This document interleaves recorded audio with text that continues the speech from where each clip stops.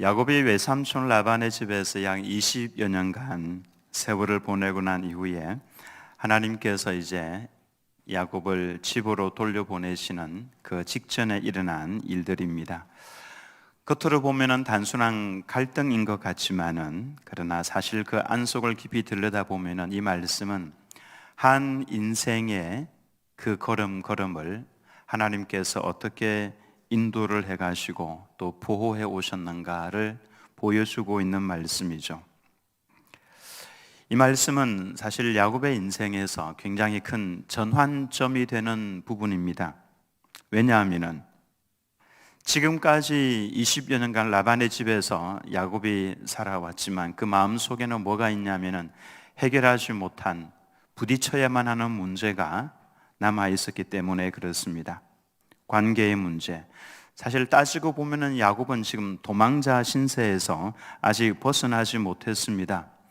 아버지 집으로 돌아갈 것을 생각을 하면은 덜컥 두려움부터 떠오르는 것이 사실입니다. 왜냐하면 형 에서와의 관계가 해결이 되지 않은 상황이었기 때문에 그렇습니다. 하나님을 경외하며 섬기는 성도들이 자유하지 못할 때가 있습니다.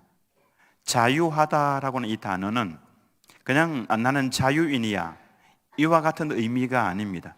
성경에서 말씀을 하는 자유는 성령 하나님에게 예속이 되어서 성령 하나님과 더불어서 살아가는 것을 표현할 때 자유하다, 이런 표현을 씁니다. 그래서 우리는 사탄에게서 자유해서 자유인으로 살아가는 그 표현 자체가 성령께 예속이 되어서 성령 하나님과 더불어 살아가는 것을 말합니다. 지금 야곱은 자유하지 못하고 있습니다. 하나님께서 이제 그에게 참 자유를 주시고자 야곱에게 아버지 집으로 돌아가라고 하는 말씀을 하고 계시는 거죠. 해결해야 할 그 문제, 이 문제가 있는 상태로 신앙생활을 하다가 보면 별 문제가 없는 것 같기도 한데 사실은 항상 그 마음 한쪽 구석에는 걸림이 있습니다. 눌려있는 그런 마음이 있다라고 하는 것이죠. 일이 잘 될 때도, 일이 잘 안 될 때도 항상 눌림이 있습니다. 야곱에게 걸림이 되는 문제는 형 에서와 만나서 화해를 하는 것입니다.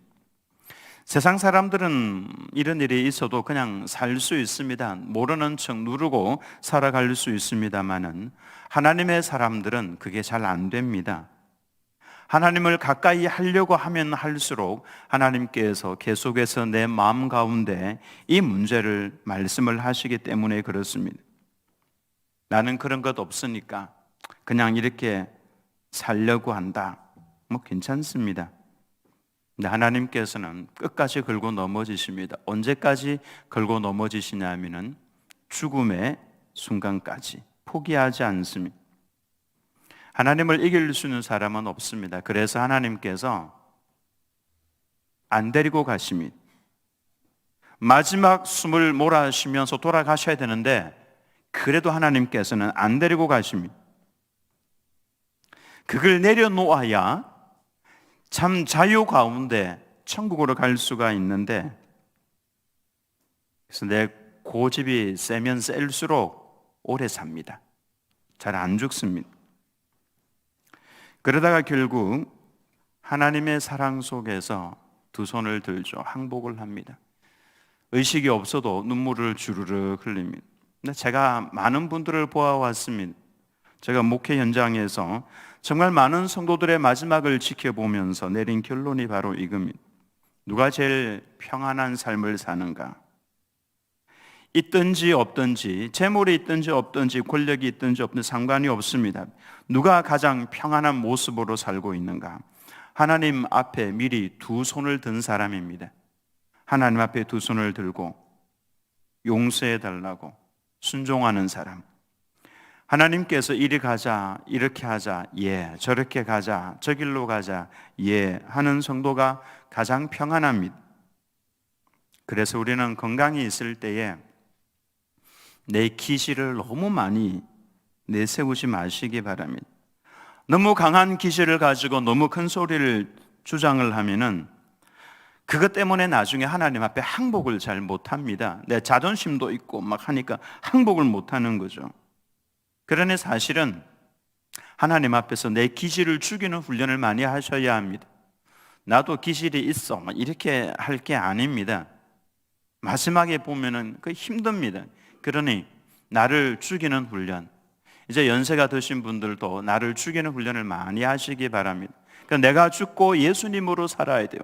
예수님으로 사는 사람 가만히 보면은 좀 둥글둥글한 면이 좀 많습니다. 찌르는 게 많지가 않아요. 처음에는 많이 찌른다 할지라도 흘러가면서 하나님 앞에 항복을 잘 훈련하셔야 합니다. 사실 야곱은 기질이 강한 사람입니다. 아주 독한 사람이죠. 그러다가 더 독한 사람 만나서 20년간 고생을 많이 했습니다. 저는 우리 들은교회 모든 성도님들이 나도 기질 있어 그러지 마시고요, 나를 죽이시고 예수님으로 살아가시는 우리 성도님들 다 되시기를 예수님의 이름으로 축원합니다.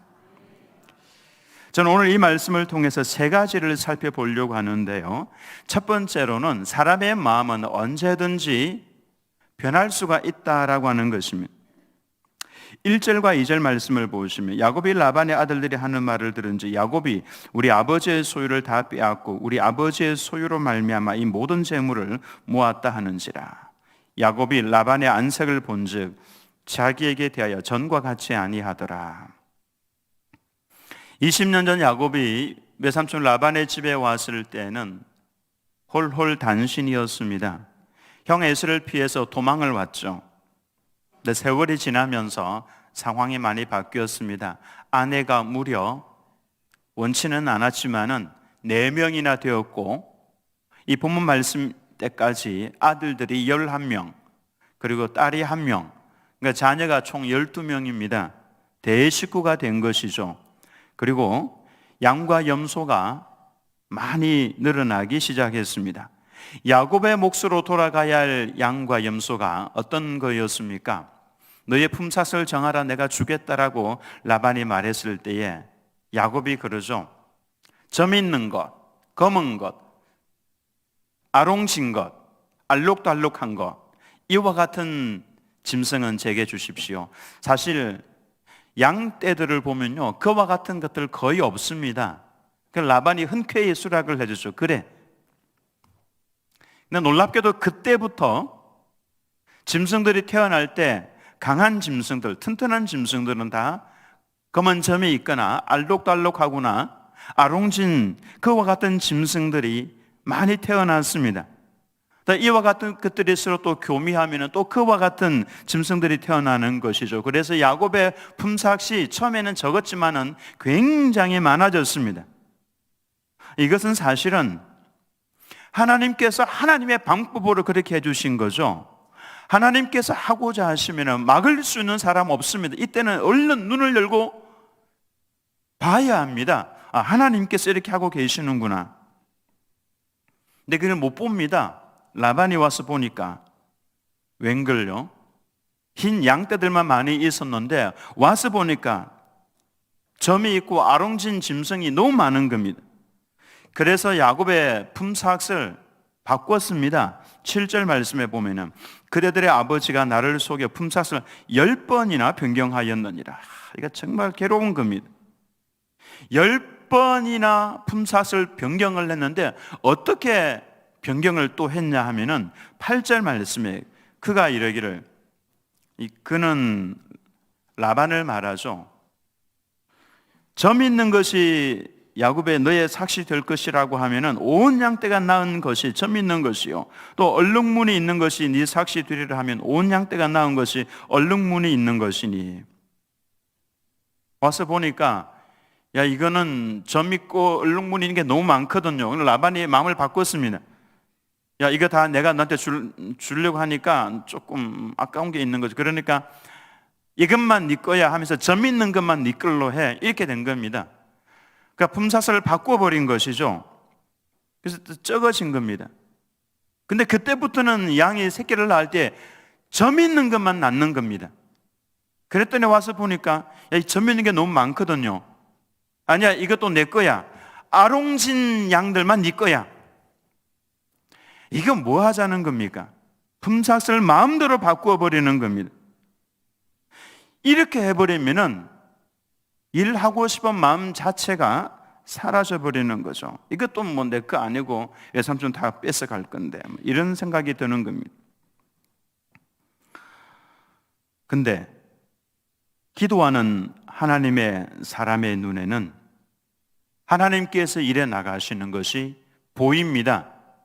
기도하는 성도의 눈에는 이게 우연히 되는 것이 아니라 하나님께서 이렇게 하고 계시는구나, 이게 보인다고요. 야곱이 그러면은 말씀을 읽어보면은 야곱이 기도했다라는 표현이 거의 나오지 않습니다. 도망갈 때 기도했죠. 나중에 또 집에 돌아갈 때 위기의 순간에 또 기도하고, 이 두 번밖에 안 보이는데 야곱이 언제 기도하는 사람이었는가? 사실 야곱은 알고 있었습니다. 하나님께서 외삼촌의 양을 뺏어서 나에게 주고 계신다라고 하는 것을 야곱은 알았습니다. 왜냐하면 그가 기도하는 사람이었기 때문에 그렇습니다. 11절에서 13절 말씀을 보면은 꿈에 하나님의 사자가 내게 말씀하시기를 야곱아 하기로, 내가 대답하기를 여기 있나이다 하며 이르시되 네 눈을 들어 보라, 양떼를 탄 순양은 다 얼룩무늬 있는 것, 점 있는 것, 아롱진 것이니라. 라반이 네게 행한 모든 것을 내가 보았노라. 나는 베델의 하나님이라. 네가 거기서 기둥에 기름을 붓고 거기서 내게 서원하였으니 지금 일어나 이곳을 떠나서 내 출생지로 돌아가라 하셨느니라. 지금 야곱은 하나님과 더불어서 대화를 하고 있습니다. 야곱아, 예, 제가 여기에 있습니다. 말씀하옵소서, 종이 듣겠습니다. 그 말씀이죠. 하나님과의 대화가 기도입니다. 야곱이 고향으로 돌아가려고 결정을 한 것도 하나님과의 대화에서 결정을 한 겁니다. 우리는 기도해야 합니다. 지금 이 시대, 여러분 이 시대를 보면서 우리는 정말 기도하는 자리에 앉아야 합니다. 예로부터 대한민국은 기도하는 민족이었습니다. 하나님 앞에 엎드려서 정말 눈물로 저는 아기가 있어서 못 옵니다. 아닙니다. 우리 어머니들의 아기를 업고 나와서 엎드려서 마룻바닥에 엎드려서 기도했던 민족입니다. 대한민국에서 하나님께로 올라가는 기도가 정말 많았습니다. 정말 간절한 기도가, 사무친 기도들이 하나님께로 많이 올라갔습니다. 그 대한민국의 모습이 원래 그런 모습이었습니다. 그럴 때 하나님께서는 어떤 어려운 상황 속에서도 일어날 수 있는 길을 열어주셨습니다. 대한민국이 엎드려서 살려달라고 부르짖어서 회개하며 기도했을 때에 메가더 장군의 인천 상륙작전, 이 민족을 하나님께서는 살려주셨습니다. 지금 너무 많이 배가 부른 것 아닌가, 이런 생각이 듭니다. 하나님 앞에 엎드려서 기도하는 성도에게는 하나님께서 일해 가시는 것이 보입니다. 하나님께서 알게 해 주십니다. 전쟁이 지금 일어나서 많은 사람들이 죽고 있죠. 하나님의 관심이, 하나님의 눈이 지금 어디로 향해 있는가를 여러분 볼 수 있어야 합니다. 기도하는 성도들에게는 그게 보입니다. 하나님께서 이 전쟁을 단순히 그 한 국부적인 그 지역에만 일으켜서 거기만 문제가 되는 줄로 알고 있습니까? 그렇지 않습니다. 하나님께서는 하나님의 백성, 전 세계에 있는 하나님의 백성들, 교회들을 깨우고 계시는 겁니다. 너네 지금 그렇게 하지 말고 정말 일어나서 기도하라고, 기도의 자리를 지켜라고. 하나님의 나라는 성도의 기도를 통해서 지금까지 세워져 왔고 이루어져 왔습니다. 점점 지금 약화되고 있는 이 모습을 하나님께서는 안타깝게 보고 계시는 거죠. 지금 하나님의 관심이 어디에 있을 것 같습니까? 하나님의 관심은 영혼이 구원되는 거기에 하나님의 온통 관심이 가 있습니다. 지금 전 세계 어느 나라를 바라보아도 이 나라만큼 많이 예수님에게로 돌아오는 나라가 없을 정도로 많은 영혼들이 돌아오는 나라가 있습니다. 어느 나라일 것 같습니까? 선교사들의 보고에 의하면은 이란입니다. 이란에서 그들은 지금 생과 사, 언제 미사일이 떨어질지 모르는 위기 순간에 들어가 있지만은 하나님께서 그 속에서 얼마나 많은 역사를 일으키시는지, 하루에도 수천 명씩 주님에게로 돌아오는 이 역사가 제 이야기 아닙니다. 선교사님이 보내온 편지에 의하면 그렇습니다. 이란에서 정말로 많은 이슬람인들이 예수님에게로 돌아오고 있다라고 하는 것입니다. 하나님의 관심이 그곳에 있는 겁니다. 전쟁이 일어난 그곳에 단순히 그곳만 있는 것이 아니라 하나님께서는 이 일을 통해서 온 나라, 교회들 마음이 무디어졌고 근심과 염려로 인해서, 경제로 인해서 힘들어하며 마음이 영원히 무디어져 버리는 성도들에게 일어나라, 기도해야 된다. 기도해야 내 마음을 알 수 있고 내가 일하는 것을 볼 수 있다. 라반은 기도하지 않으니까 모릅니다. 모르니까 뭐라고 이야기를 합니까? 야곱이 내 양떼를 다 빼앗아 갔다, 이렇게 이야기를 합니다. 야곱은 볼 수 있으니까 뭐라고 이야기를 합니까? 9절 말씀에 하나님이 이같이 그대들의 아버지의 가축을 빼앗아 내게 주셨느니라. 하나님께서 빼앗아서 내게 주셨다라고 이야기를 합니다. 라반의 아들들은 뭐라고 수군거립니까? 11절 말씀에 야곱이, 라반의 아들들이 하는 말을 들은 즉 야곱이 우리 아버지의 소유를 다 빼앗고, 라반과 그의 아들들은 그렇게 이야기합니다.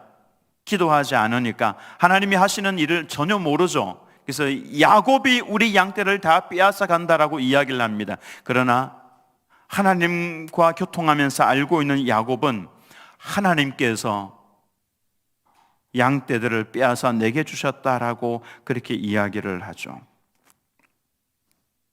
우리는 여기에서 깨닫는 것이 있습니다.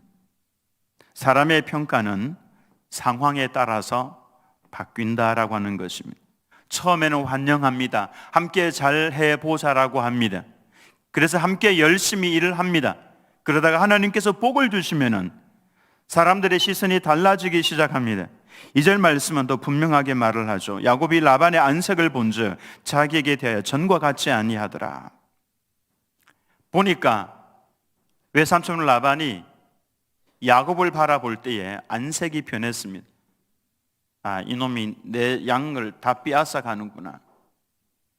하나님께서 그렇게 하고 계신다라고 하는 것을 라반이 알았더라면 이렇게 하지 않았었겠죠. 아예 자신의 양떼 절반을 나누어서 야곱에게 줬겠죠. 20년간 네가 정말 고생 많았다.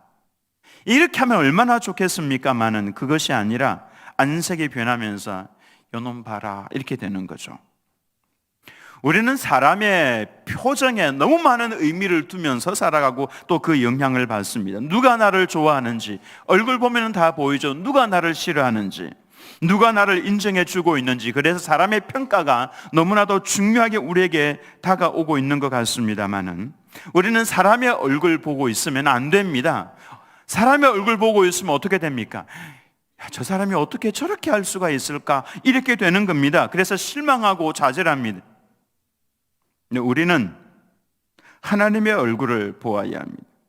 사람의 얼굴 보고 있으면 하루에 12번도 더 바뀌지 않습니까? 그러니까 흔들리는 겁니다. 하나님의 얼굴을 보고 있으면 흔들리지 않습니다. 정말 힘이 들어서 죽고 싶은 그 순간에도 하나님의 얼굴 보면 하나님께서 뭐라고 그러십니까? 야, 내가 너를 거기에 보냈어. 이렇게 말씀을 하신다고요. 내가 너를 거기에 보냈어. 내가 너를 그곳에 보낸 거야. 하나님의 그 얼굴을 딱 보는 순간에, 그렇지, 두 손에 주먹을 불끈 쥐고 다시금 일어날 수 있습니다만은 사람의 얼굴을 보고 있으면 어떻게 됩니까? 아니, 저 사람이, 저 믿을 만한 사람이 어떻게 저렇게 할 수 있을까? 그때부터 막 흔들려 버리기 시작하는 겁니다.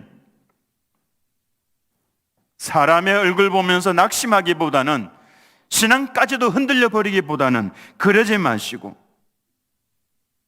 변함없는 하나님의 얼굴 바라보면서 견고하게 서 있으시기를 예수님의 이름으로 축원합니다.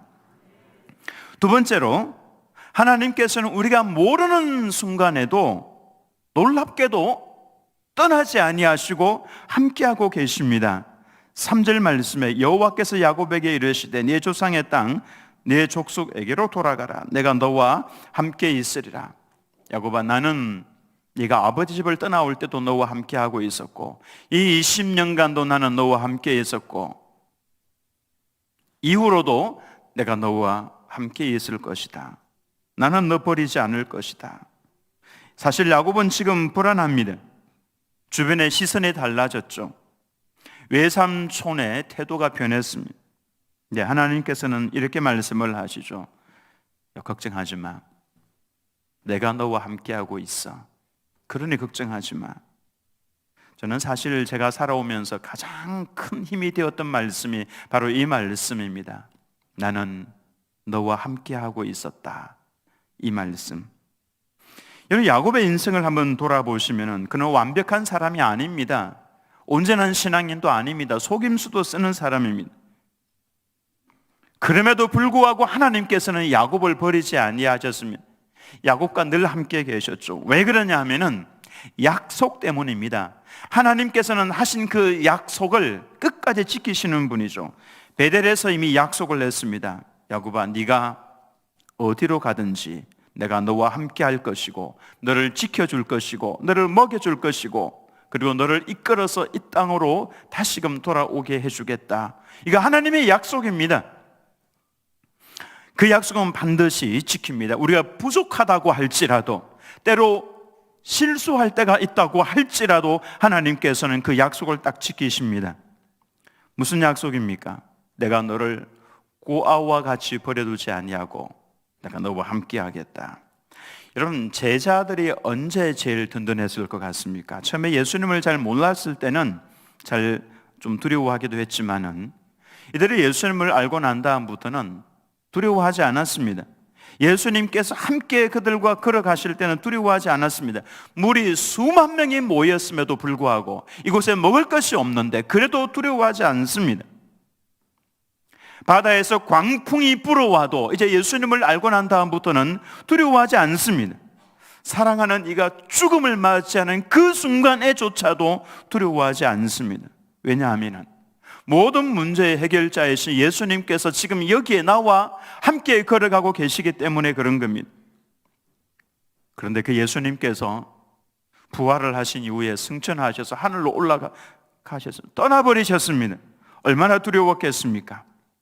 그런데 떠나가셨던 그 예수님께서 불과 같이 바람과 같이 개인에게 베드로에게 안드레에게 야고보에게 각자에게 성령으로 그 가운데 불과 같이 강력하게 임하셔서 내 안에 들어와 계시는 이 놀라운 경험을 했을 때에 그들 각자가 각 나라로 흩어져서 복음을 증거하러 갈 때 두려워하지 않았습니다. 왜냐하면 나와 함께 걸어 다니셨던 그 예수님께서 지금 내 안에 들어와 계셔서 내 눈을 통해서 세상을 보고 계시기 때문에 내 안에 계시는 주님을 내가 분명히 보고 알고 있기 때문에 내 안에 계시는 그 주님께서 내 눈을 통해서 보고 계시는 겁니다. 내 어미는 손이 내 손이 아니라 예수님께서 내 어미는 손이라는 것을 그들은 알고 있었기 때문에 그 예수님께서 약속하신 것이 있죠. 볼지어다 내가 세상 끝날까지 너희와 항상 함께 있으리라. 한번 따라서 해보겠습니다. 볼지어다. 물론 이것은 우리의 주의를 환기시키는 것입니다만은 볼지어다, 보라는 겁니다. 무엇을 보라는 겁니까? 내가 너를 버리지 아니하고 세상 끝날까지 내가 너와 항상 함께 있을 것이다 라고 하는 이것을 알라는 것입니다. 보라는 것입니다. 내가 혼자가 아니라고 하는 것을 깨달으라고 하는 것입니다. 그 여러분이 기도하셔야 합니다. 내가 혼자인 것 같다면 하나님 저와 함께 계시는 것을 알게 해 주십시오. 하나님 저와 함께 계시는 것을 알게 해 주십시오. 이거를 아는 그 순간에 세상에 어떤 것도 두렵지가 않습니다. 원수가 나를 둘러싸서 해치려고 한다고 할지라도 예수님께서 나와 함께 계시는 것을 내가 지금 알고 있다면 흔들리지 않습니다. 성도들이 순교할 수 있었던 이유도 바로 이것 때문입니다. 주님께서 나와 함께하고 계시는데 그 주님이 나를 배반하지 않으셨는데 내가 어찌 주님을 배반할 수 있겠는가? 이게 그냥 나오는 말이 아니라 함께 계시는 주님을 이미 내가 느끼고 있기 때문에 그런 것입니다. 저는 우리 드림교회 모든 성도님들이 나와 함께 계시겠다고 약속하신 그 주님을 볼 수 있기를, 느낄 수 있기를, 분명하게 알 수 있기를 예수님의 이름으로 축원합니다. 마지막 세 번째로 하나님께서는 우리의 수고를 이미 다 알고 계십니다. 라헬과 레아를 불러서 야곱이 이야기합니다. 7절 말씀에 그대들의 아버지가 나를 속여 품삯을 10번이나 변경하였느니라. 그러나 하나님이 그를 막으사 나를 해치지 못하게 하셨으며, 사실 이 말씀 읽을 때 가슴이 뭉클해집니다. 야곱이 20년간 라반의 집에서 얼마나 고생을 많이 했습니까? 낮에는 더위와 싸우면서, 밤에는 추위와 싸우면서 집에 들어오지 못하고 들판에서 양과 함께 생활을 하면서 그 양들을 돌보았습니다. 잠을 제대로 못 잤습니다. 그런데 라반은 품삯을 10번이나 변경을 냈습니다. 이 10번이라고 하는 것은 딱 10번을 말하는 것이 아닙니다. 정말로 많은 숫자들을 라반 집 마음대로 했다는 말입니다. 점이 있는 것이 많으면 그건 내 거야. 너는 이거 아롱진 것 이것만 네 거야. 막 이렇게 계속 바꿔버리는 겁니다. 얼마나 마음이 속상했겠습니까? 여러분 같으면 어떻게 하겠습니까? 뭐 외삼촌이고 장인어른이고 뭐 그런 게 어디 있습니까? 대판 싸우고 그냥 나가는 거죠. 월급을 가지고 장난을 치면 그런 겁니다. 그런데 야곱은 그 수모를 다 받았습니다. 부당한 대우를 다 받으면서도 양을 돌보는데, 그 양 새끼 한 마리 한 마리 돌보는데 얼마나 정성껏 돌보는지 하나님께서 그 야곱을 딱 보시면서 오케이 하신 겁니다. 그래서 야곱에게 계속 주신 겁니다. 하나님께서 다윗을, 목동이었던 다윗을 왕으로 선택을 하시기 전에 오케이 하신 부분이 있죠. 내가 내 종 다윗을 양의 우리에서 젖 양을 돌보는 중에 선택을 하셨다, 그렇게 말씀을 합니다. 젖 양이 뭡니까? 그 어린 양들, 힘이 없는 그 양들을 얼마나 다윗이 안고 이뻐하고 키워나가는지 그 사랑의 모습을 보면서 하나님께서 오케이 하신 겁니다. 하나님께서 우리를 오케이 하실 때까지 우리는 정말 성실하게 내가 맡은 그 일 해야 합니다. 그거 하고 있으면, 성실하게 일하고 있으면 하나님께서 보시고 다 아시는 겁니다. 우리는 보통 이런 생각을 하죠. 내가 정말 열심히 살았는데 왜 아무도 알아주지 않는가? 아닙니다. 하나님께서 다 보고 기록을 하고 계십니다. 눈물 흘리면서 기도한 것, 말하고 싶지만은 억울하지만 꾹 참고 하나님 앞에 엎드려 기도하며 토로한 것, 아무도 모르게 내가 헌신했던 것, 하나님께서는 단 하나도 놓치지 않고 다 보십니다. 다 기록을 해놓으시죠. 언젠가 물 한 컵 대접한 것도 다 기록을 해놓고 내가 반드시 갚아줄게, 언젠가 주님께서 갚아주실 그날이 있습니다. 주님만 아시면 됩니다. 우리는 이 자세를 가지고 있어야 합니다. 이게 하나님과 나와의 비밀입니다. 하나님과 나만 알고 있는 비밀.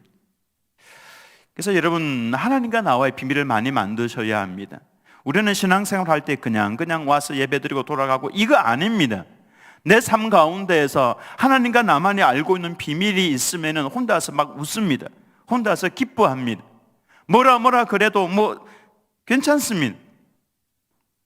저는 우리 드림교회 성도님들이 하나님과 개인적인 이와 같은 교제를 통해서 비밀을 많이 만드시기를 바랍니다.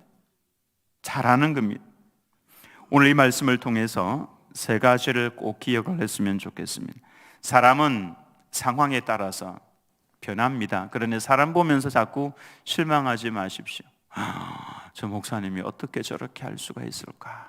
맞습니다. 괜찮습니다. 사람은 원래 그런 면이 있습니다. 눈을 들어서 하나님을 바라보시기 바랍니다. 그 하나님은 변하지 않고 나를 사랑하시고 나로 하여금 견고하게 서 있을 수 있도록 도와주시는 분이시죠. 두 번째로 하나님께서는 우리가 모르는 중에도 늘 함께하고 계셨습니다. 앞으로도 영원히 함께 하실 겁니다. 늘 계시면서 도와주실 겁니다.